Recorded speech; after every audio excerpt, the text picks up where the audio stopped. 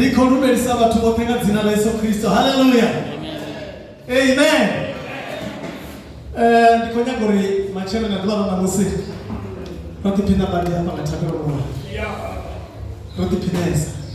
Beba basi wota hera. Ndino attendance chakula mwa mulo wetu kwa kazi. Haleluya. Ndoka tutezanga manda. Ndichikobona watu wote Ghana. Represent chingaengo na chipiga chatu shika marushika. Ndikobona niko sasa umakuyanda sasa ukafanya wogwada mabarambara. Haleluya. Barambara changalo. Zuri ndikaya kufunza gani mafupa tabela? Yes. Mara ngapasi yato ino mazuri. Murena rifunze rabela. Haya ni mafungo ya Yesu Kristo walikuwa na maduba. Musera bafunzi walikuwa na mafungo ya Yesu pezia. Yes. Musera bafunzi walikuwa na maduba. Kando vula Luka 11. Luka 11.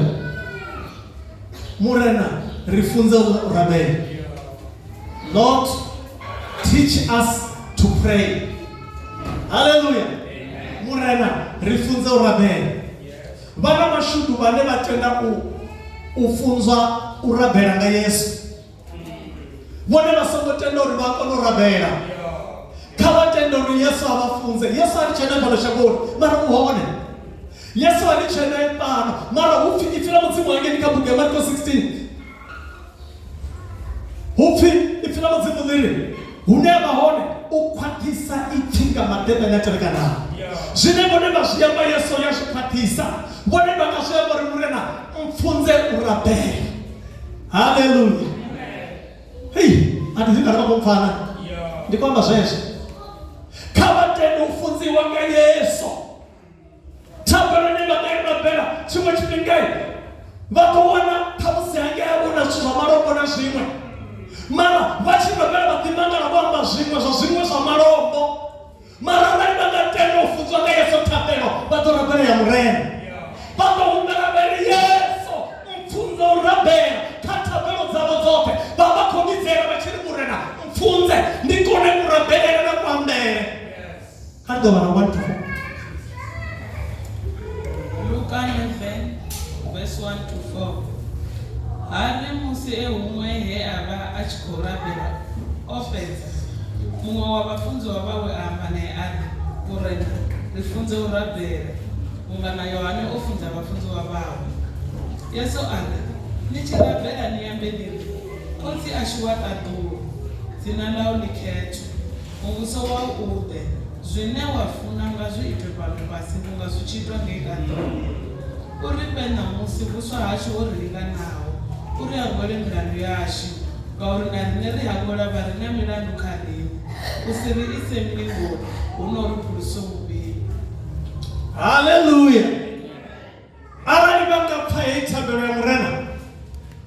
Vato sitori nizone dunia mzimu. Mara niko mukoroda.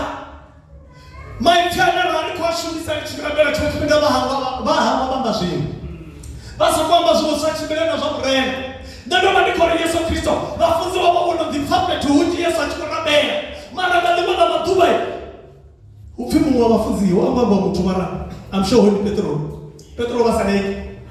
Asitori nisokuma tabarno zifa mara hino ndifuramba na Murena bori huko ba Yohane mufunziwa haba watu wote wana rungano runonga tupo la batendi la lute Petro ambari Murena rifunza urabela bunga na Yohane mufunza wafunzi wao na ndiri koshikodeje urifunza Murena na tabelo ivoka hiyo baba kokubeno paka Yesu Yohane unaino paka kama mwenye mabuze zauri, Yesu Kristo asume zauri, hutea urabela zivota buru, haleluya. Agari wachiri mubuso wa ude, bakomiza sinovange shidabana, haleluya. Zivota duru shidangeno, alishana bela zama makuruku kuwasha, rinabela zivota duru shidangeno nauri. Ndi hono unote urabeli, warinabela mzimwani tatu. Kereke zofa marabate, amen. Heya shuko dipa amana, ndozi tuwatu kwa imba, ndozi zani kwa zelo tunabana. Bati kwa imai, kuna uchilo chipemba, ufimi nizovurandira. Ndashipfa na bale kwa ndera na kisa niko zilo tunasema mafunze ba. Ndazifani kubaleliwa why? Hey, ati dini zirapa ziko pfa zwine na kopfana. Zwine na kozifare kopfa mutipo. Wasina na kwembelela. No rosha mzimu. Hallelujah. Kama mimi mmoja shauri. Bafunzi wabaleliwa ukonda bari Yesu. Murena washu ni wana na kotera iwe. Mara ikotoma uchilifunza riabewa munene kwa malone. No rabela. Hallelujah. Ruaburumeso kuruhaba. Orupezo rabela ambere uso upe. Sino wafuna watu. Zitenge mtu. Zitenge pana pasi. Ari uso upe. Uripurusa umini. Hallelujah. Wanewe hapa ndo ndivyo tunakukurashiria. Niona unemone mafulolira. Nga uchipinga chopira. Chauri mwane majenekereka sa society. Chopira. Urijanekereka sa chitokofea. Chipinga chopira. Urijanekereka sa mitanga rumiwetangana nao. Hapa ni dunia mzimu unakutoa ni muya. Niona mwengu wa watu. Hapa nione. Haleluya. Nione une. Haleluya wa watu. Musimu tamafulu wa makona. Wale sauti wali kaduru. Bari Yesu. Mama sabaratime. Uri mini baratime. Uri. Yesu mratafita. Mkatuje. Hey. Kama mimi babuze. Hapa kama machikone tani. Soko tunabura. Ahana. Batima. Hufina hata nguvu ya wechi kwa ya hudama na mahoni. Ari Yesu. Mratafita mkatuje. Achiko hudaro katuje. Wakaburana kwa. Owo nametanga upofu. Na niko kwa mangara. Whatever saneti ngashi hivi. Ruwa mororo gotamba. Ruwa mororo gotamba. Kama chinche kwa mere. Yesu na mwana wa mzimu. Mafuno wa mtu anapesa saruamo. Ruwa mzimu une. Hufimi. Biblia tawanya ufure ngofindura. Kama tumuditechereza bachipendura abafindura mungula budi. Oya nema kumpundura uko lichakakema cha.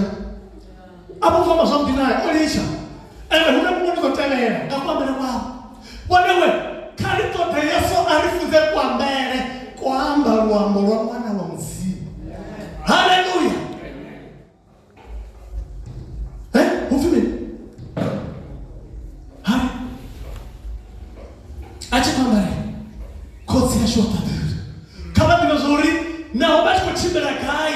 Hele punde kwa chimbe la hone. Kama wana ruri wane wana kozi ya tatu. Kama wana bati kwa chimbe la kama wana ruri wane mwana. Ane wana kozi taduru. Wafaka shahabo. Nisone. Basi zaka haide murao kasha habo.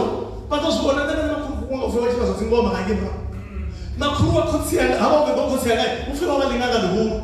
Ndibone wamupona habo namkara abo chiwa matendo ngwana muhali watsaka kubezi mauli waba satutu na chigenda chichachi kama hobona mishonga ngimura sino rinakata ndori hesino no wapa rishanduki samaitele rifezo rimana bamzeka repapa muzimu wa shuma gore andoko kubibona kuchimbira ngaya chipinda chopira bakevu nuri waro na mando zo sino nisopotela na zikino famtaka maziki sazali tumoni kutuchena ngani udoni chinya wabo na bali kufama machera uchirongo rafa aongo charafa na nozigonori zokuma mutumwa na mwanga kwa chimeshana na shima huko kwa urane bane machembo ufamari huyu mtu makonani ya mzimu batu sino bwana makulinde nami bakulinde nami niwe kama tendori unakoti watu ngene mafuno fine una mimi mnotoro ndimo ba hela tutechereza Yesu achiyamba ndiyene aete ifindi la Yesu.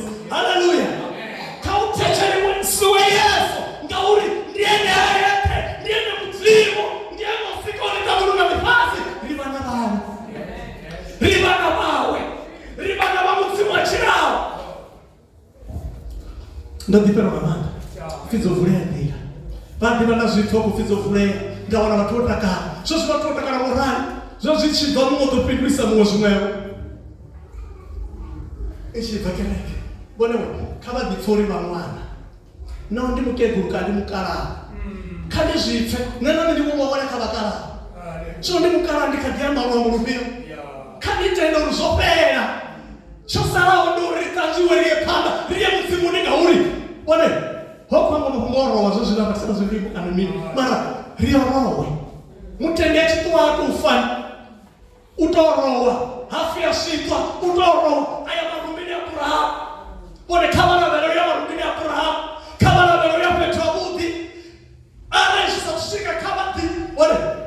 dilume badishengekanye bari muzimu we ukatuche bona kama hawe kama sekathabele bakhayo haleluya ethabele bakhayo asiyone yawo bona bamwana womzimu kama tena unebaphatha mahone khawuzidine basifowule likorabela bakadulu bashirabela bambe mapungo ngauri bathi ane bathola mahone abona umzimu haleluya bona umzimu badiba abasukwama karibe kosoko diambea Yesu alinichirabela nini kotsi ya shota dulu zina lolikhetu muso ude zinofuna chitwa ngeta dulu zitya bona pana basi muso ude haleluya kama dobiza muso robari hapa petumulo bari kobiza muso ndafandi chidiluma ndichidishaka ndiko chibira na gereke yote ndajana nange yolotona instrument ndasomoshika na china ndiko diluma ngaurego kodipa papetu tabera mama ndikasiha ndotipeka na mama ndofandi kodipeiwa ndari basongo towo tahe araba bozwana wasana do barofu haleluya tofa umne bapimba Murena busha waudiva Junior ndiwakale ndiwakale kazi womseni matangale ndabashwe barolo nana musiruka ndibapa kucheza walewe kali pa kucheza ngazi naomba zomzimu ushabera ngadihi haleluya ushabera ngadihiwe hey ungari muzimu ngaritonda ungari muzimu bona ngamba nabone madekwana kubana musi ungari muzimu ngabatsibuze hey shabisa uchiro hawo shabisa uchiro hawo musi bachikoma bachikori muzimu Murena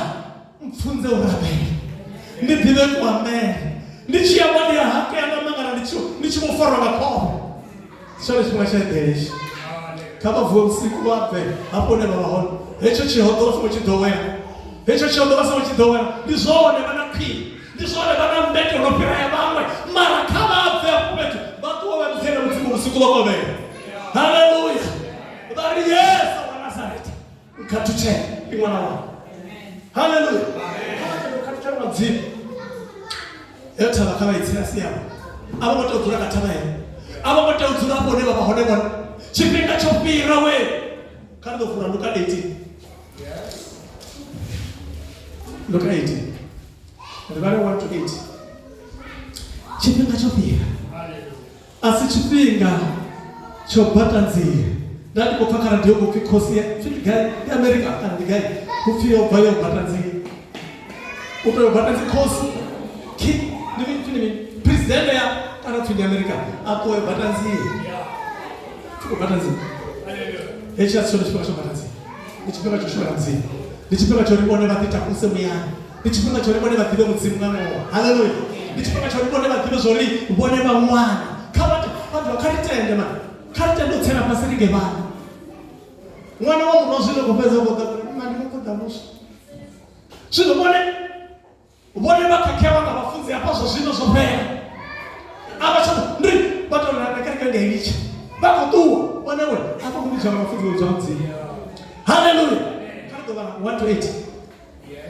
Luka 18 verse 1 to 8 amanga chifanyiso cha uri mutungadzwe achirabera asaditi ari kamwe mudivo vauna muhaturi vava asaupe mudzivo asaroni namuti mudivo wana Yehova una mutu wachirikati uyo adidaha muhaturi ari ndamurere ndingasvina langa muhaturi ahana kanji avi aerekanya ari naho ndisaupi mudzivo vavatundisa varudi ndidzomuraburera ngauri uwanitisa musadzi uyu udovya adhupa Murena ambori ifani zomhaturi asongoruga wanga mudzimu angalichahani uramurera vana ndiwa vawe vamubidzawo masiyari navusiku nawo olega ndiyaningudza ndiri udotava nombalamurera hone murwa mutu achida naniri udowana una lutendo nani haleluya karibu kwa mzimu zana masiyari haleluya amen hey kama ndivyo mutse ubone basomo tendo yolati wati fila muzimu bana heno Biblia yobechera bona vekenela phanga nichikufunza abantu amazoreka nemisa Biblia zasho bamwe bananda banazo abazitogomera Biblia ngandi yakale pati Wakwebona Biblia ndiyayikhavara yake kwa yake kwa ndishimisa bamwari wana chede kerwa washimisa salt tape yes khavara ngegruwa zwe nayo hele bana yakerwa wana masosha shikuta salt tape aito richera de ibe zwabudi ababateni magura na masoma ndi washimisa glue watoto zapala watoto zakufara pamaji washinda bata zachadobona leo roho kerwa ile na bata zodi na bata zodi ndiye kongomera ita chimwe chimwe ati todo zvimwe nditoda zvigoha haleluya nditoda yene ngauri ndiyo nene ndichivara ndifight ndipenda kamana bonewe hapa ndo nikufanga mama kumfuti ndi Yesu ndo ndo ndikufunza na Yesu ndo kwamwanisha mavesi imwe ntipezi haleluya hofi hoba na mungu tamsin chomanta Yesu uri mutu ngadzure achirabera asaneti Nazandika tovore wake ndosumbedzi uri ndichirabera ndirabere ndibve biko. Ndosumbedziwa naende. Efuchirabera ufuna mabera wa biko. Yes. Ndasumbedziwa. Nditoloshiya bachikana chinyi ndosumbedza ndicheni mavaga natola ne mandava na mukonde makuya. Hatuchinya kushumira kuzimu taisa ala bazana. Asitakana na ndala bazana libatungu. Mara hatuchinya kushumira kuzimu itaisa ala bazana. Abazana bawo didoneta pakegene mwana wa mapagene. Achishumira mudzimu ndiye gara itaisa mala basizana ndatomo udigana na pandari ndifuna shuma sana watu ene na shuma haita zimangaza ngina tangari harimbo watu wajigamana boto tuwa mkumburo yo waone boto watu wajigamana rati daza taxi mbili batuwa hata zazima taxi batuwa zino rota chote zino ndikote ndo zino uchela umena mbala Mtagena chano mramba mbrauzi. Au chano mbrau. Wamatanga require pan. Hallelujah. Bomo madume. Require pan does not chano mramba. Archaya zioni. Rekabia zioni. Archaya. Madume mfuna kwa zioni katuashi. Mfuna kwa mbali. Waimba zinyumba za hone. Mare. Archaya. Hallelujah. Rodane pauri ripupezi mbilu zashu. Rodauri riaruwa rutendoni.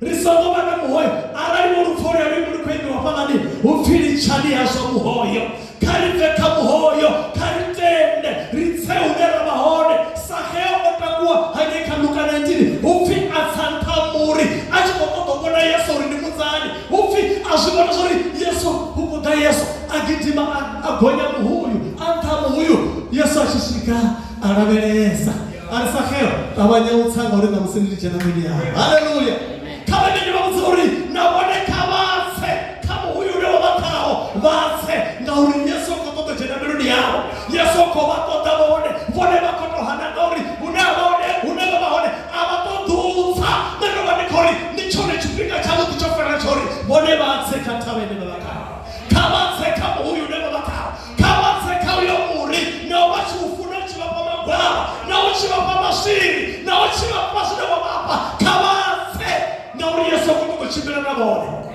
haleluya badila hufi mutungazwe achirabera asaneti hapo kama mudogo na mungu munamo hakuruwa wasa ufi mzimu wasa ruga mtu rikwa mama muna zope mzimu mara ochuwa achibona huyo muna ochuwa achibona mfuma kazi orango panda ka Yesu arina mbilio konderera achikosemiwa hufi enepo hobona mumufaziwa chirikazi uyo obena shina nawe hufi achifu watuba na tuwa chia kama hatule chimwe ndamulendi na shina nawe hufi muhatule mori milioya waoma yopati honga chombo na semende hufi aha na kanji awea aelekanya arina honisa opi mzimu na watundisa waroni nito muramure na mufumakazi hoyu ngauru udonde tisa unadobia antina haleluya wone kama tine muzimu mani wone muzimu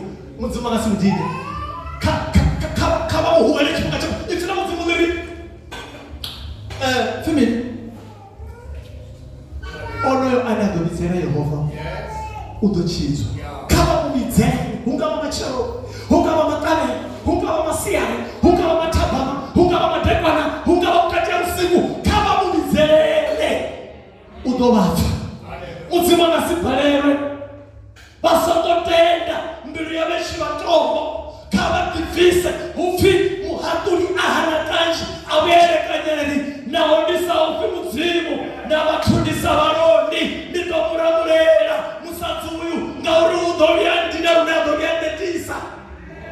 Yesu ari ipfanishe mwakulia asokurugo bado asokuruga muzimu doli chanu na Murena bangi wabawe bamumizaho masiyaro na msiku na horenga one baturenga bari one bakatiba one banashipinga buna rimbo nokoro aba bachite rina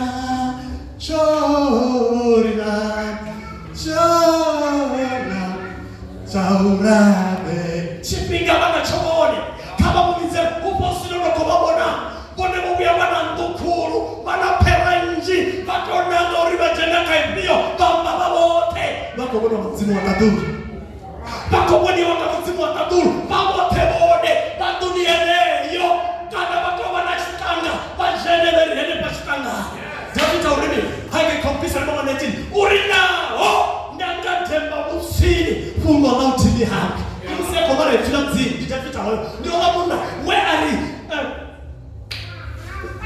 ndio ngabona mzimari Davita ni muna anebulia ya mtakare why obasaneti urindi urenda katana kabilinga tubagarumu sasa tabu ni urenda katana kabilinga tubagarumu sasa tabu uto amurenda lo yanshika utamunda kubilinga uri muzimu ubusa asatalu hataruri unabibora kulimba mroba hataruri akulimba madume hataruri muzimu uko to damone bone barana matata manje auna chitu kama tata bone bana hayo matata muzimu to enjoy ya kauri atiri ono afera Yesu ono afera sono pea matata ne bone baba nawe hema Yesu atiko ruwa kapapa atiko riwa atiko asa chakonomba asa kono fema atiko waisa oba korena zilizabo sopera kono oba sala pezuri bone ba jekshe ba itenyito ba bizere usiku na masiari ba bizere muzimu. Hallelujah. Hafi muzima ngalisha hano na wanambia wazo masema na siku naone. Hafi udota bayo na mre. Komwe dota.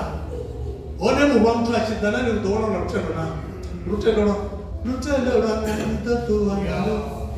Tendo na mtoto wa dorfara kasa. Dana tena haya rukototiwa. Yes. Wanawe rutendo na rukototiwa. Rutendo muzimu kotoka rutendo. Hageni kabubera babangasiya napa hageni kakaluka kaba yonaka verse 6 eri ngauri muzimu ataka chingasina rutendo kuno basendera muzimu chawote kuzoruho na utanda zvakuda mutoto bana. Hallelujah. Wone bachitoka muzimu marama vozvifamara ndesava kwamba parona marama na chevaimisa atiri chimwe chimavemisa mbero vari nodisa mbero vachimisa mbero muzimu dzodisa vanhu. Haleluya.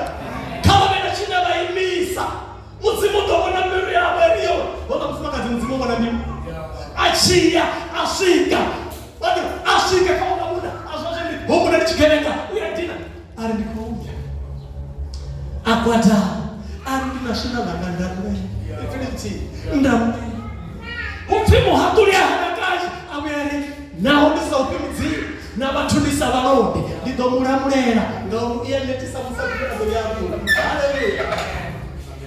Kama menina muzi hangeni kabugu yavo buguni ya varoma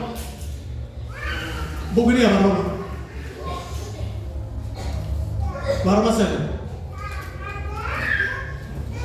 kama varoma 7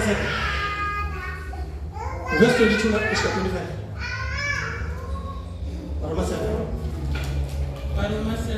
verse 22 to 25. Gauri kamutu wangangomurayo wamuzimu ndingautakarera. Uno ndirobona mumwe murayo miradhoni yanga une warana murayo wakana anhanga wanyika chibochwa cha murayo wazviri uri miradhoni yanga. Yahweh ne mutu unotamburaho ndiramburira ngaini ndaponyuka muviri waruno rufu ndilikuwa mudzimu nga Yesu Kristo Murena washu asi izvo nenga ndote atina kamano ndishumira murayi wa mudzimu namane one ndashumira murayi wa zviri. Hallelujah. Hallelujah. Paulo rotera mudiva ndo mwana wa chifi Saulo. Oyo mwana wa chifi Saulo. Oda atumbura zvimwe zvitu. Zvosino lasitira riko pfanga mapumbo otumbura mini. Anapana tiri. Achikwambo ndinapana. Achitako huwa lako rabela. Achikorana uri kuchirudi anga ndina chitu chinondina. Mara na msiko riko mwana mwapostola Paulo. Urime.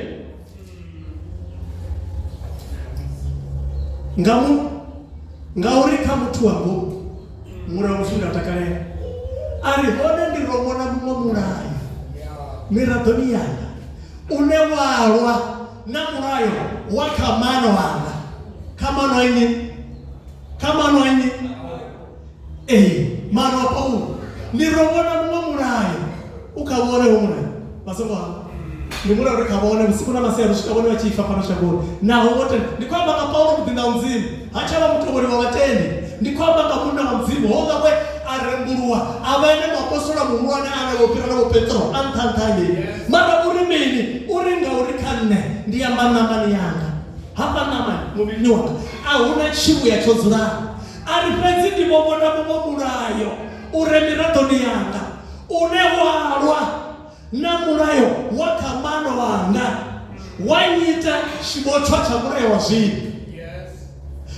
Ari yawe ba uko tama mkosi Paulo uri yawe kama to barapofia yawe ari yawe ndo mtundo takurawo nina mwe wangani ndaponya kwa mubili wa nurufu Mozupa yawe ndo mtundo takurawo nina mwe wangani ndaponya kwa mubili wa nurufu bapere panganya nilikuwa mzimu yes yeah. Asizo. Nengando te atina kamano.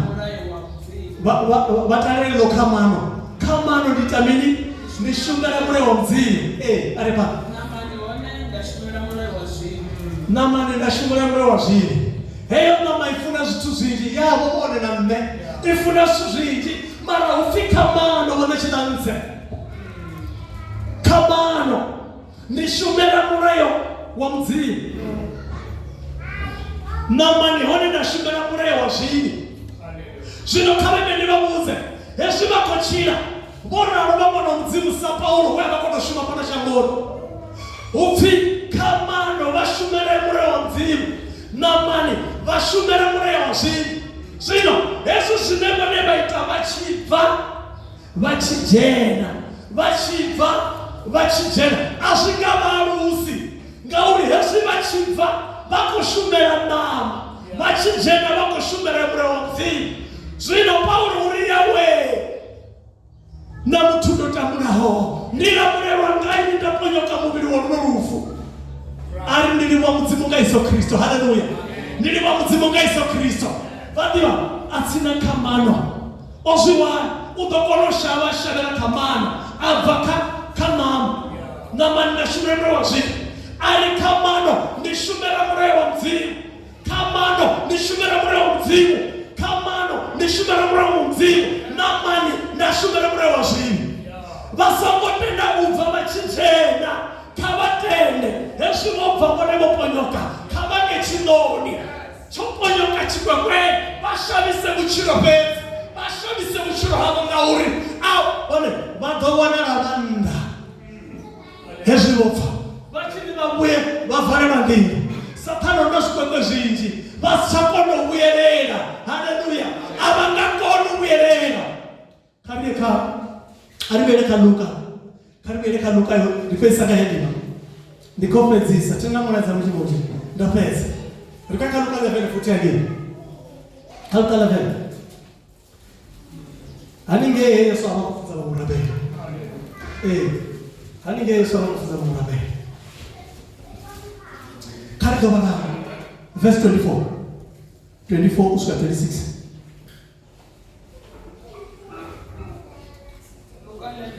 yeah 26 arali mnya wachika uchibva kamunzi utanganya masoga uchenda utokoda hune waura hone usauwana uri idhoumera nduni yanga yenda bhakhaya uchisuka uwana hosweriwa wotondiwa zvanazvo uwatiwa wakuya nemimwe mitano na miviri ine yaupira ngakuvi uno musi yojena yakatera hone zvazvino zvaulo mutu zvakopfira zvamisi yakarenga muvi.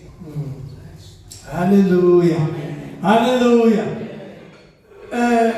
Muya wachika uchibai uba kubva kabone namne wona muya ubva kabone dubale bone baremuro batakaniza Murena wona muya upfi utuwa wa mona masogana uchitoka ule wa awera hona utuwa watu wa kule muri kabone huwa ushira utoni bachi kushumira muzima bachi kupinda ngamanda bachi kurabela naone bachi danga papa imba ngamanda bari batwash kata kuna muzima so woima ngapanda bachi kudipeliwa zvino wona muya uwada uchitolera uchiona uri bone bakadiwa musheriwa abana chika abana zviyambo abana zvokakea ukabone uchisvika uwana hoshero tondiwa upfe zvenezo yatuwo watoka mimwe kana mingana 7 uchiwe waramambi ukoda hunebone babahona bone babona unzi wawana bova atibaita bachiva bachijena wawana bova upfe uchisvika wabia uwana chancho jena upfe zvazvino wopakera pakabona upfe zvazvino zvidopira zvakarenga mubi. Ara vachitosema vachikotomuna vachiyambira ngomu mbiruni vavatotoimba kaguva vasema vatu ngani hofuwa zvakare hofuwa mtu wakare vatotoima ntaguva ngauri kudovosena wama umuna ngori tuna kuita achibhananga bhibhiri achiri nemutenderi vatova vachikotosema voima ntaguva vari ndikwamba ndipfiwa vatu vanikomfa vavaima vanova vasajana namudhini wavo vachikosemekanya vatu kavamene vamudza uri yoweyo muya muvi uchibva muturu utuwa wabona masokana ni wopoka kaime ni wamuzi wopoka wanoko wabira uko mona ngenda mara usoko wana bopfa bado drama moya batani machi baba chitana machi dava mama chiketo mara bapfa mama zina uchimia badira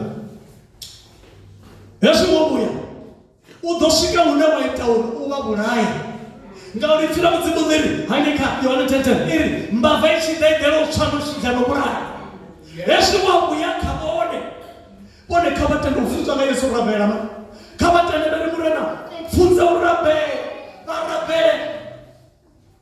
chipinga chodaona chisokoda vari Murena mfunza urabe bone kabarabe kabadupute kabadisuze tabarabo kaime yosuza vari Murena ndinenyina badidile badibena bwimoha kauranye kabisa na 51 urimini uriyo dobo tachise takalo no dibeli achiko fasana muraro mara obana mashudu gori odiso asana muraro sa dibeliwa vai vale pesa na 51 tuzino ari Yehova dobo tachise takalo no dibeliwa mirato yange waifunde kanyeto vipembe wale bajero dakalo dinenda baba na ngomoni abachando doba umera ndakufana kile kuni chiboragati mumo munalimo dali kwamba na niko mtanzera urikana bwana kwamba tunokonda na mama hapo mekina kwamba une ndinga Ngwana S hapo nofika rekeni ari ndinga borenga manda hapo petu ndinga borenga manda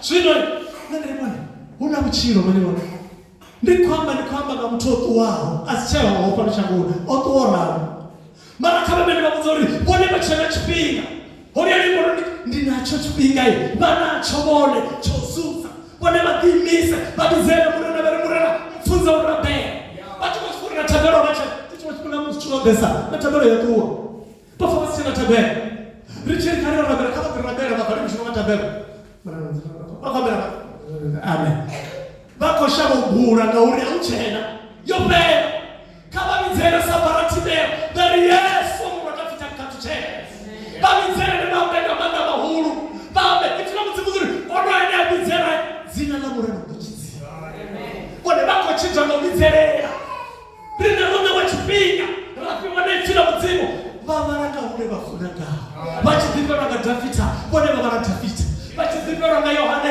babara Yohane rime chila mzimu rime chipe muhuru mbele zasho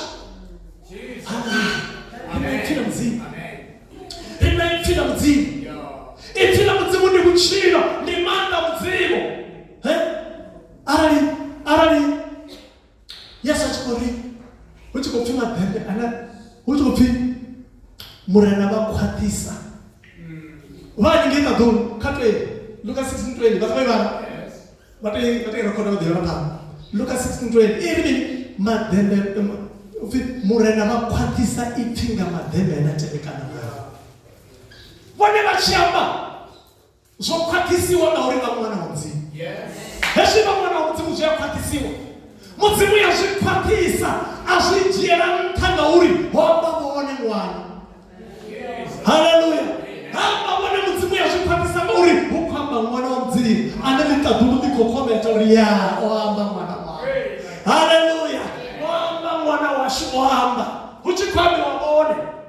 Hallelujah. Amen. Ndio wale kwa mwana mudzi. Ara mwana mzimu kata kwa yeye na mechi. Haleluya. Mwana mzimu kata kwa yeye na mechi. Dali kwa yeye na mzimu kata kwa yeye na mechi. Nikoja kwa mizere na Musa. Kwa mizere Yesu wa Nazareti. Bali Yesu mroda kitakache. Ndizo ne bwana ndio mabanga. Badiba problems za. Badiba sisi ndo baba isambiru. Ndio ya muona sisi zura. Ndio bali kwa Yesu tu. Wazi Suzana Musa. Jesus. Unachokuwa hapa kwa Yesu tabelo. Hapa tabelo na shuzo zao mwana. Baba ina kapa doma doma bora kapa zona na ropati zana. Dala kwa bazuze na no. Hene. Bazuze hapa. Richikora be. Bado. Nana kwa kudzimba ya kupetseya. Wozuna nkange ni mumuna makamera ya mbere. Ara kudzimba chikuzura bakonda odo no mamazi. Why? Mwanzo kudara bota mama bere ya pura ya wotams. Amazone amazone. Mwanzo ndikoro for formas dina bona zino za mafu. Zokashika na zote kwa kunisa fu. Hafuzura kule yake. Bagamba zile wafuna uba ko record ndimzimu watatu ubafuna kama kama ndo mzechi chireni kanta chile mzimu achifuna kaboni ndufuna mone ufuna mone mtu wote. Haleluya.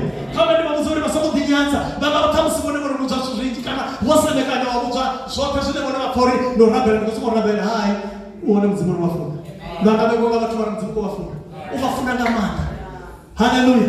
Mzimu wafuna ngamana ndo badi kone kala dino zuri no watu bachibanyara bachibabenga one kabaise pandano rabela matodawa na chanda na problem bone baba rabela. Haleluya. Bone baba rabela riko rabela kardo bone matosha